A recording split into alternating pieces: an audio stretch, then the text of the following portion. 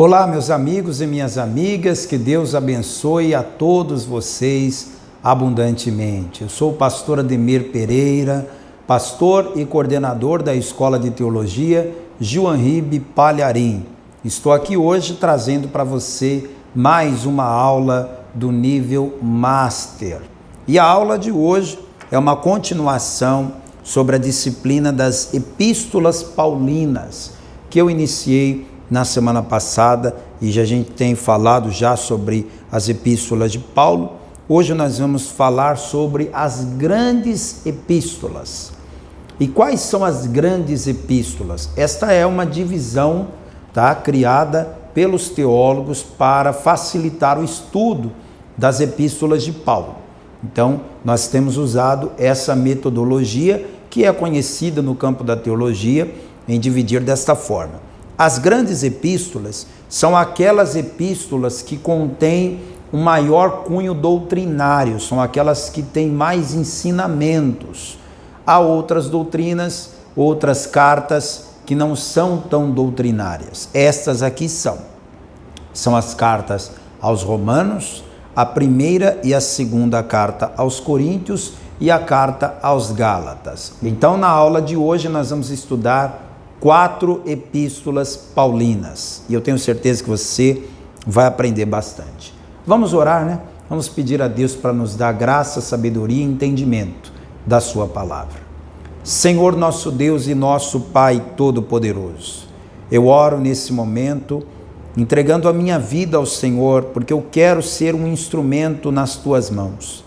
Eu quero que o Senhor me use para levar conhecimento, para levar revelação da tua palavra a todos os nossos alunos e alunas da Escola de Teologia João-Ribe Palharim.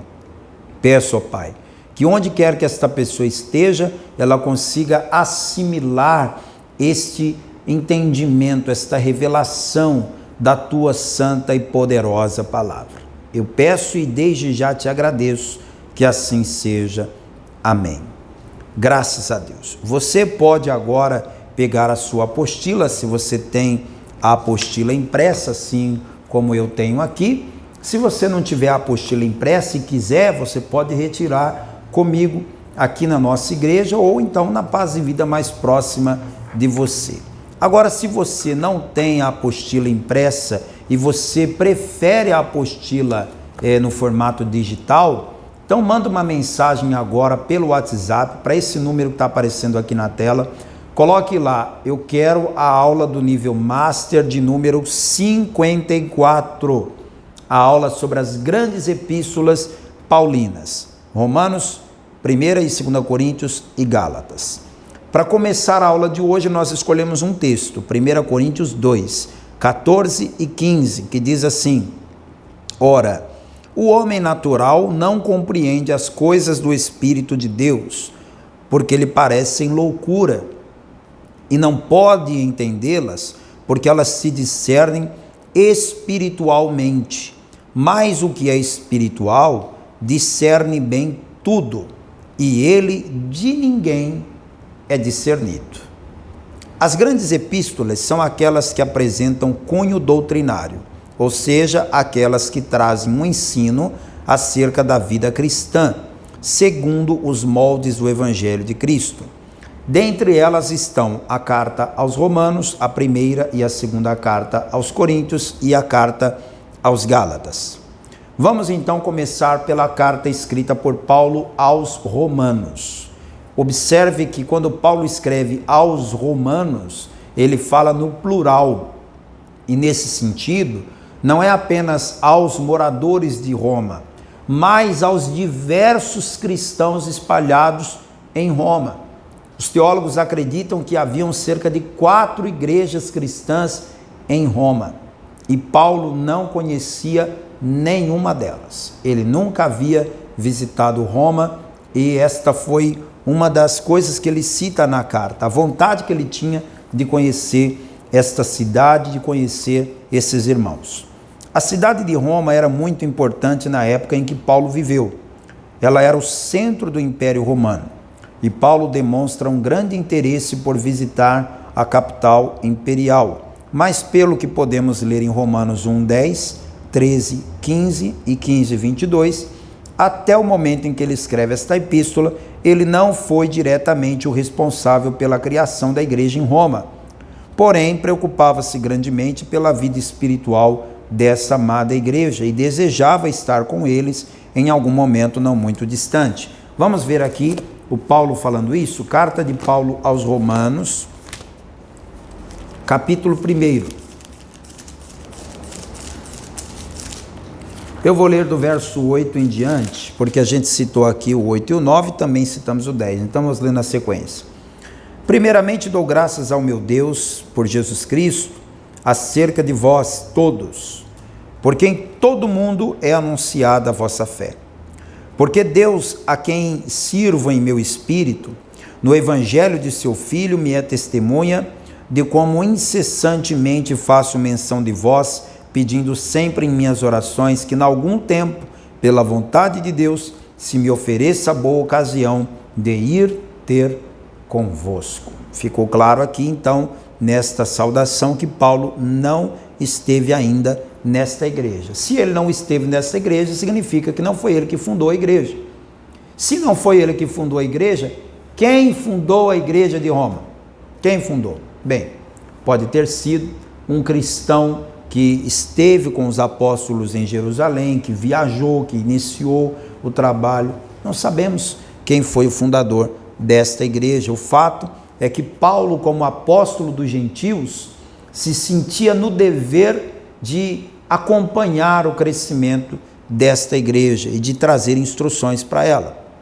No capítulo 1 ainda, no versículo 13, ele fala aqui, não quero, porém, irmãos, que ignoreis que muitas vezes propus ir ter convosco, mas até agora tenho sido impedido, para também ter entre vós algum fruto, como também entre os demais gentios.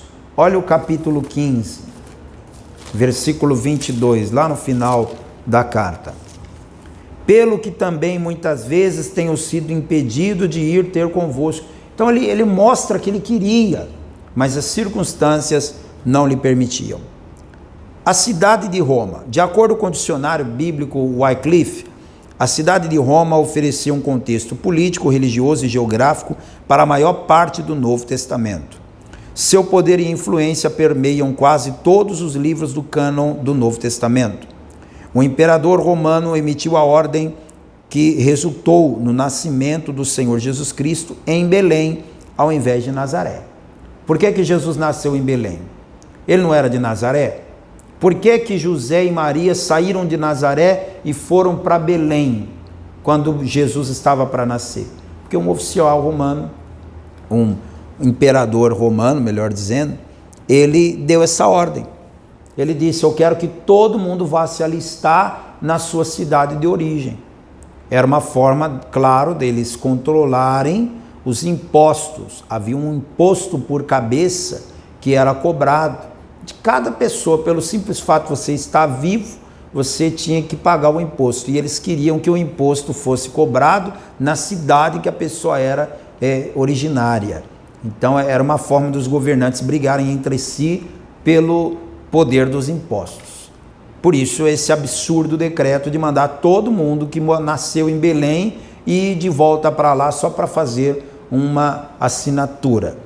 Mas foi essa a ordem que foi dada e todo mundo teve que cumprir, e por isso que José e Maria viajaram e Jesus nasceu em Belém. Então você vê que as decisões do Império Romano, elas tiveram impacto no contexto do qual a Bíblia está escrito no Novo Testamento. Um oficial romano providenciou a sua crucificação.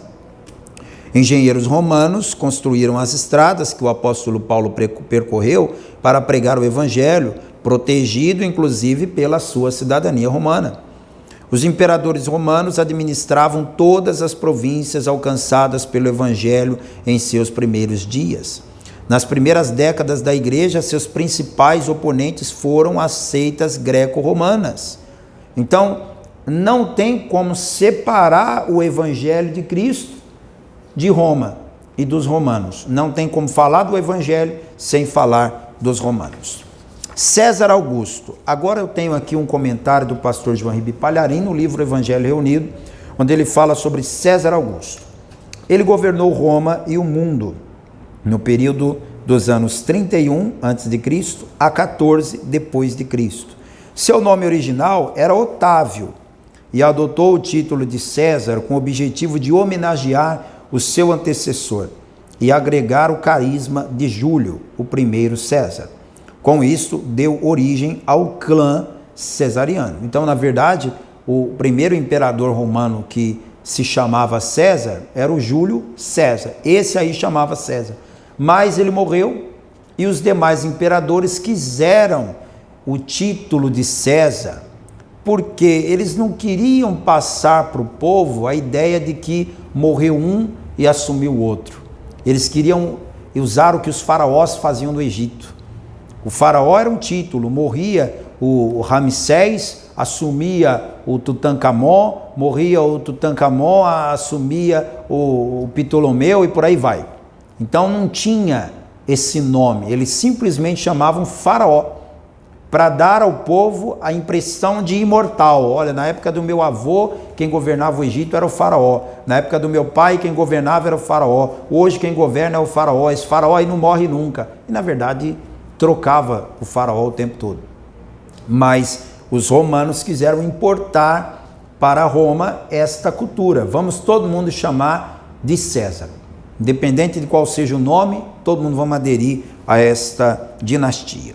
E assim foi. Então, todos os romanos imperadores que vão assumir vão ser chamados também de César. Otávio cultuava-se a si mesmo como um deus. E ególatra, ou seja, uma pessoa ególatra é uma pessoa que celebra, que venera a si mesma como Deus. É um ególatra. Autodenominou-se Augusto. Augusto que quer dizer venerável, ou digno de veneração. Além dele importar o nome do outro, César, ele ainda acrescentou o Augusto. Então, além de se sentir o faraó, só que de Roma, né? O grande imperador, ele agora quer também ser digno de veneração. Nas províncias dominadas ao redor do mundo, seus generais e procuradores o louvavam como Filius Dei, que em latim significa filho de Deus, e lhe dedicavam templos e cidades, como a cidade de Cesareia, título de César está lá, na Judéia, construída por Herodes o Grande. Foi de Roma a ideia de usar a moeda como meio mais eficiente e duradouro para divulgar essa devoção ao divino César.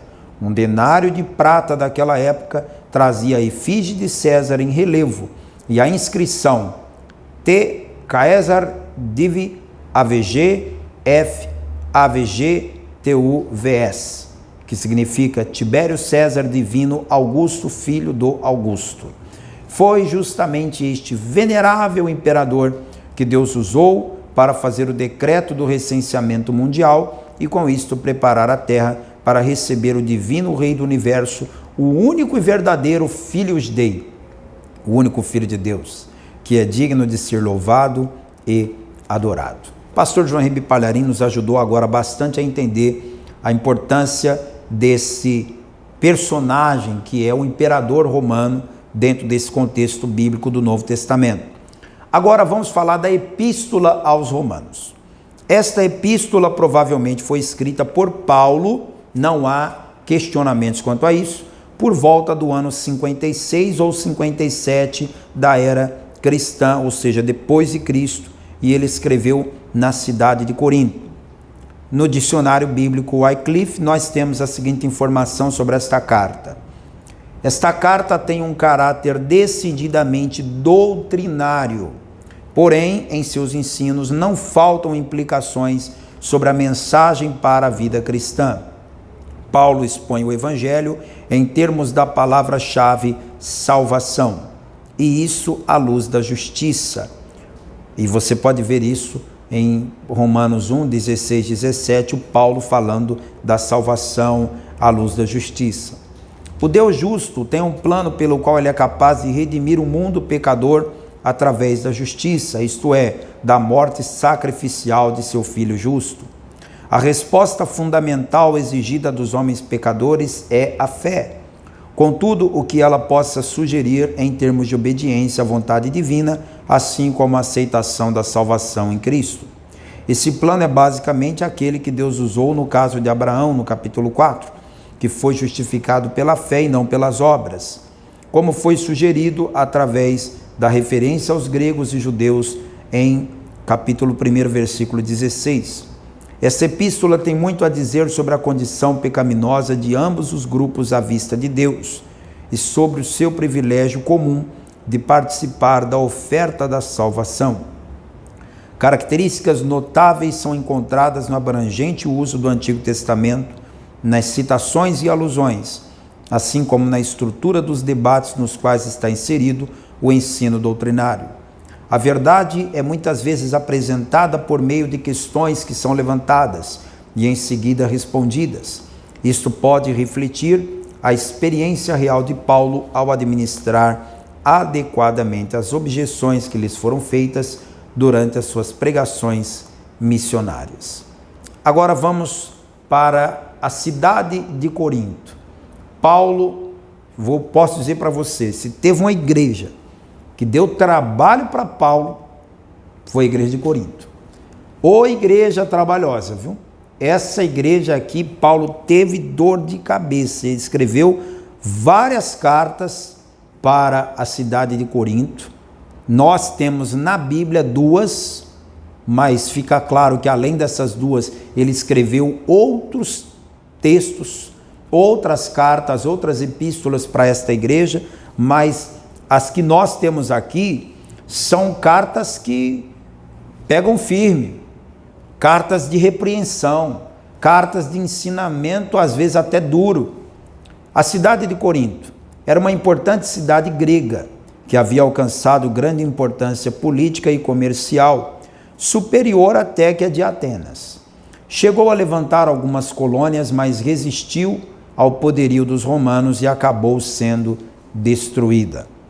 A epístola de número 1, a primeira epístola aos Coríntios. Vamos ver o que diz aqui. A igreja de Corinto parecia estar a igreja de Corinto parecia estar passando por um sério desvio doutrinário. Paulo lhes escreve com o intuito de corrigi-los para que se pusessem nos caminhos de Jesus e deixassem as práticas heréticas. A primeira epístola aos Coríntios provavelmente foi escrita entre os anos de 55 e 56 depois de Cristo. Segundo o teólogo Donald Stamps, ele tem uma nota aqui na Bíblia Pentecostal, ele diz que existem 3 características especiais em 1 Coríntios. A primeira característica, de todo o Novo Testamento, ela é a epístola que mais trata de problemas. É até uma dica que eu vou dar. Se você é pastor, quer saber como lidar com os problemas da igreja, vai ler a carta de Paulo aos Coríntios. Porque aqui você vai ver um pastor tirando os carrapatos da ovelha. Um pastor lidando com uma igreja cheia de problemas. Ao tratar dos vários problemas e assuntos de Corinto, Paulo apresenta princípios espirituais claros e permanentes sobre cada um deles, universalmente aplicáveis à igreja. Aí você vai para o capítulo 1, verso 10, para o capítulo 6, 17 e 20, para o capítulo 7, 7, para o capítulo 9, 24, 27, para o capítulo 10, 31 e 32, capítulo 14, 1 ao 10, 15, 22, 23, é claro, não dá para eu ler nesta aula todos os textos e abordar detalhadamente esses assuntos que Paulo apresenta. Você vai ter que ler.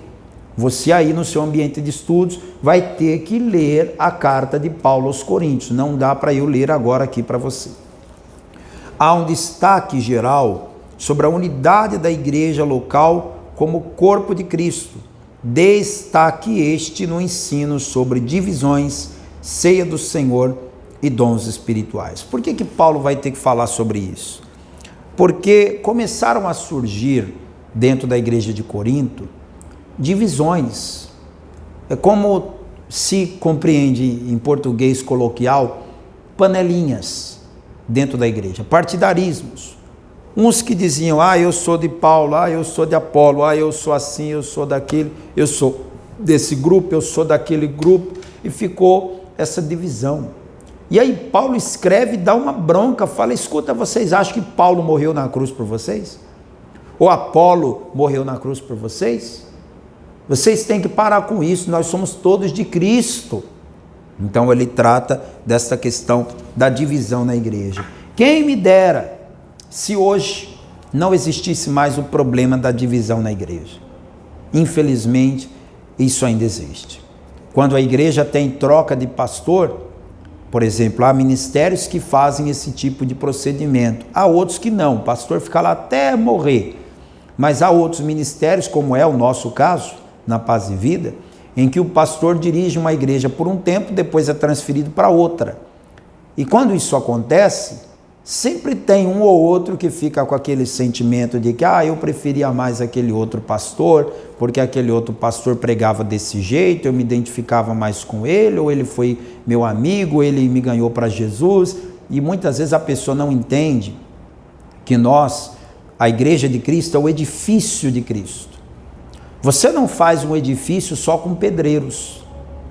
Você não faz um edifício só com eletricistas. Você não faz um edifício só com encanadores. Mas para fazer um edifício, você precisa do pedreiro, do eletricista, do encanador, do arquiteto, do engenheiro, do servente de obra. Você precisa de uma série de profissionais para que aquele edifício fique pronto. Então, a obra de Deus, ela é feita por várias pessoas e cada uma vem com o Espírito Santo que lhe deu uma habilidade específica, que lhe deu um talento específico, que lhe deu um dom específico, e essa pessoa vem e colabora com esse processo de edificação da Igreja de Cristo. Paulo vai ter que lidar com isso. Paulo vai ensinar sobre a Santa Ceia, que era uma bagunça dentro da igreja de Corinto, porque cada um levava o pão e colocava lá. A ideia era o quê? Compartilhar o pão, né? Se tem uma mesa comunitária e eu trouxe o pão, o que eu faço? Eu coloco o meu pão ali na mesa e todos que estão ali vão comer comigo. Mas aí o que os irmãos de Corinto faziam? Eles levavam o pão e muitos deles comiam além da conta para que não comessem aquele irmãozinho que trouxe outro pão, ou que trouxe um pão menor, ou que não trouxe nenhum. E aí aquilo que era para ser um ato de comunhão, acabava virando um ato de desordem. Por isso que Paulo, ele repreende o povo de Corinto sobre a Santa Ceia. Essa epístola contém o mais amplo ensino do Novo Testamento em assuntos de grande importância, como o celibato. O celibato é você deixar de se casar para viver exclusivamente pela causa do Evangelho. A carta aos Coríntios fala do celibato, fala de casamento, fala de novo casamento, fala da ceia, fala de línguas, profecias e dons espirituais durante o culto, fala do amor cristão, fala da ressurreição do corpo. A epístola é de valor incalculável para o ministério pastoral no tocante à disciplina eclesiástica. É o que eu falei, pastor está com problema, quer saber como lidar com problema na igreja? Lê a primeira carta aos Coríntios. Salienta a possibilidade indubitável de decair da fé, aqueles que persistem numa conduta ímpia e que não têm firmeza com Cristo. Essa carta de Paulo explica que nós não podemos brincar com a nossa fé, que nós não podemos brincar com o pecado, que nós não podemos levar uma vida dúbia. Sirvo a Deus, mas ao mesmo tempo me envolvo com as coisas desse mundo, me deixo enredar pelo pecado. Então é isso muito perigoso. A segunda epístola aos Coríntios. A segunda epístola aos Coríntios é basicamente uma continuação da primeira. E veja aqui, a segunda epístola aos Coríntios provavelmente foi escrita em 55 e 56 também. Segundo o teólogo Donald Stamps, em sua nota aqui na Bíblia Pentecostal, ele fala sobre 4 fatos principais em Coríntios. Segunda epístola aos Coríntios. O primeiro dos 4 fatos, ela é a mais autobiográfica das epístolas de Paulo. O que é uma carta autobiográfica? É uma carta onde Paulo fala muito dele mesmo. E por que ele fala muito dele mesmo? Porque aqui na segunda carta de Paulo aos Coríntios, ele vai ter que se defender de ataques levianos. Ele teve que se defender de pessoas que surgiram na igreja e que começaram a questionar a autoridade dele, como se ele não fosse apóstolo, como se ele não tivesse autoridade para ministrar. Então Paulo teve que falar da sua formação, teve que falar das suas experiências, teve que falar dos seus frutos. E é muito ruim quando um pastor, um bispo, um pregador tem que se defender desta forma, mas foi necessário, por isso que Paulo fez essa autobiografia. Suas muitas referências pessoais são feitas com humildade, desculpas e até mesmo constrangimentos, mas foi necessário, tendo em vista a situação em Corinto. Ultrapassa todas as demais epístolas paulinas no que tange a revelação da intensidade e profundidade do amor e cuidado de Paulo por seus filhos espirituais. Aqui fica claro o coração do pastor. Alguns teólogos até defendem que a segunda carta aos Coríntios deveria ser também uma carta pastoral, porque ela demonstra o coração do pastor. O Paulo estava sofrendo ataques por todos os lados, mas mesmo assim fica claro o amor e o cuidado que ele tinha com as ovelhas. Terceiro fato, ela contém a mais completa teologia do Novo Testamento acerca do sofrimento do crente e de igual modo sobre a contribuição cristã. Não tem como negar que o cristão sofre. E Paulo não esconde a questão do sofrimento. Ele fala do espinho na carne, ele fala daquilo que ele sofreu no ministério. A vida com Jesus não é um mar de rosas. A vida com Jesus não é aquela vida de maravilhas, que não tem dor, que não tem sofrimento. Não, tem sim. Tem dias maus. Haverão momentos que a gente derrama lágrimas, mas aquele que persevera tem vitória no final. E Paulo também fala bastante nessa carta sobre a contribuição, sobre a oferta para outras igrejas. A quarta coisa que o Stamps ele fala sobre essa carta são termos chaves tais como fraqueza, aflição, lágrimas, perigos, tribulação, sofrimento, consolação, jactância, verdade, ministério, glória. Todas essas palavras-chave destacam o conteúdo incomparável desta carta. O teólogo Russell Norman Champlin, na sua obra Enciclopédia de Bíblia, Teologia e Filosofia, na sua página 920, fala o seguinte: a maioria dos intérpretes acredita que a primeira epístola aos Coríntios forma essencialmente uma unidade sólida, mas parece que a segunda epístola aos Coríntios representa uma série de missivas que finalmente foram reunidas, formando uma unidade, como se todas elas representassem uma única missiva escrita pelo apóstolo Paulo. E embora que estas seções exatas representam missivas separadas, seja uma questão em torno da qual os intérpretes não chegaram ainda a um acordo. A ideia de uma coleção de epístolas e não de uma única epístola conta com razões que nos impelem a aceitá-la como certa. Ou seja, o Champlin acredita sim que não houve só a primeira e a segunda carta, mas uma coleção de cartas. Isso não significa, contudo, que qualquer de uma de suas porções seja posta em dúvida como paulina. Isto quer dizer meramente que o apóstolo Paulo enviou mais do que somente 2 epístolas aos crentes de Corinto. E também puder uma igreja problemática assim, era necessário que Paulo desse uma atenção maior. Vamos agora para a carta aos Gálatas. Mas antes vamos falar da cidade da Galácia. A cidade da Galácia tornou-se vassala de Roma em 64 a.C. E em 25 a.C., com a morte do seu último rei, Amintas, tornou-se plenamente uma província de Roma. A Epístola aos Gálatas provavelmente foi escrita no ano 49 depois de Cristo. Por várias razões, esta breve e fervorosa carta de Paulo é muito significativa. Quanto à sua interpretação, existe uma grande contribuição ao entendimento do Evangelho e suas implicações práticas. Historicamente, ela salvou o cristianismo de se tornar uma seita do judaísmo nos dias de Paulo e mais tarde alimentou o fogo da reforma.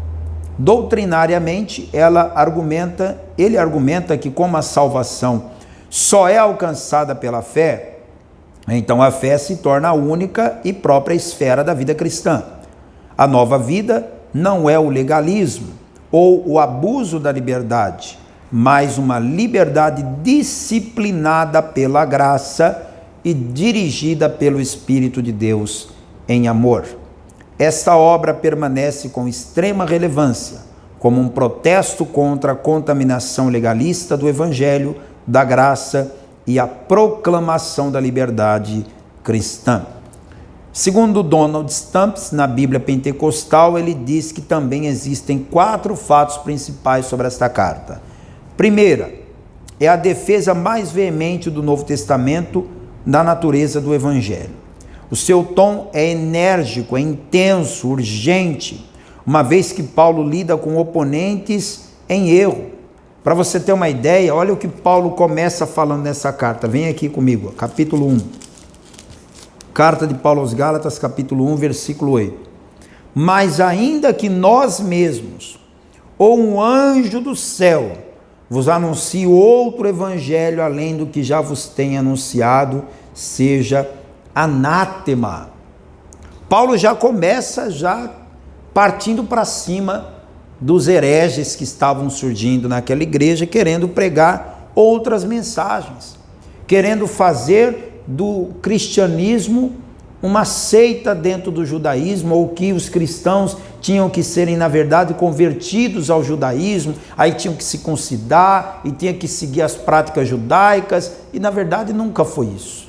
Nunca foi isso que Jesus quis que a gente fizesse. Então, Paulo vai explicar aqui. O segundo fato sobre esta carta é quanto ao número de referências autobiográficas. Gálatas é superado somente por 2 Coríntios. Ou seja, saindo de Coríntios, a carta que Paulo mais fala dele mesmo é a carta aos Gálatas. Terceiro fato, esta é a única epístola de Paulo em que ele explicitamente se dirige a várias igrejas. Aos Gálatas, não à igreja da Galácia, mas aos Gálatas, o que fica claro que a Galácia era ali uma província capital, e que haviam ali outras igrejas, provavelmente umas 4 igrejas na região da Galácia, e essas igrejas precisaram receber este ensinamento desta carta. Quarto fato, contém a descrição do fruto do Espírito em Gálatas 5, 22 e 23, e a lista mais completa do Novo Testamento das obras da carne. Veja que Paulo fala de uma forma até antagônica, é como se fosse as obras da carne versus os frutos do Espírito. Eu não tenho como viver as obras da carne, nem como viver o fruto do Espírito simultaneamente. Não dá. Ou eu vou viver de um jeito ou de outro. Agora entenda, as obras eu faço, eu pratico as obras. O fruto eu não tenho como praticar. O fruto nasce. O fruto nasce. E o fruto nasce a partir do quê? Da semente. Então a semente do evangelho é plantada no coração da pessoa, ela recebe em boa terra, que é o coração, e aí vai nascer o quê? O fruto do Espírito. Agora as obras da carne, essas aí somos nós quem praticamos. Cabe a nós cristãos dizer não para as obras da carne e receber a semente preciosa do fruto do Espírito no nosso coração. Na próxima aula vamos falar sobre as epístolas da prisão, aquelas epístolas em que Paulo escreveu enquanto esteve preso. Eu espero que você tenha gostado dessa aula de hoje, mas é claro, né? O ideal seria que eu lesse com você a carta aos Romanos, que eu lesse com você a primeira e a segunda carta aos Coríntios e a carta aos Gálatas, mas é impossível que eu faça uma leitura dessas 4 epístolas com você em uma única aula. Então o que eu posso fazer é te dar esse esclarecimento. Você vai ler a apostila mais uma vez e principalmente leia as cartas de Paulo. Porque, por incrível que pareça, tem muitos alunos que estudam a apostila sobre os evangelhos, mas não lê os evangelhos. Estuda a apostila sobre as cartas de Paulo, mas não lê as cartas de Paulo. Não adianta. Você precisa ter contato com o texto sagrado para que extraia dele a mais profunda revelação e alimento da palavra de Deus. Eu quero aproveitar a sua atenção para te convidar a se tornar um dos pregadores do telhado e me ajudar a manter esta escola que tem ensinado a palavra de Deus para milhares de pessoas em todo o Brasil há mais de 10 anos. Nós queremos continuar esse trabalho e eu preciso da sua ajuda. Torne-se um dos pregadores do telhado. Envie-nos a sua oferta. A chave Pix da nossa igreja é o número do nosso CNPJ. Mande a sua oferta para esse WhatsApp que aparece na sua tela. Eu vou receber o seu comprovante, vou imprimir, orar por você no altar e de presente vou lhe enviar um dos livros do pastor João Ribe Palharim. Um forte abraço, até a próxima aula. Tchau, tchau.